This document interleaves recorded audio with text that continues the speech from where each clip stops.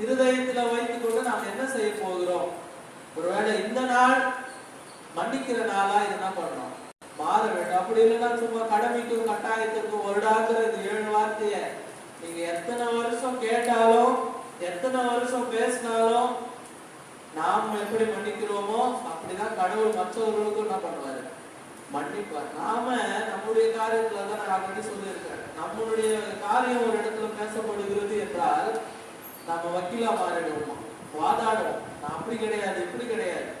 ஆனால் மற்றவனுடைய காரியம் ஒரு இடத்துல பேசப்படுகிறது என்றால் நாம் நீதிபதியா மாறிடுவோம். ஒன்லி தீர்ப்பு தான், வாதாடவே மாட்டோம். அவனுக்கான நியாயத்தை என்ன பண்ண மாட்டோம், பேசவே மாட்டோம். கடவுள் இந்த நாளிலே நமக்கு எச்சரிக்கிற காரியம், நீ எப்படி மன்னிக்கிறியோ அப்படிதான் நான் அவனுக்கு என்ன பண்ணுவேன், மன்னிப்பேன். ஒருவேளை நீ அவர்கள் அறிந்து செய்திருந்தாலும் அறியாமல் செய்திருந்தாலும்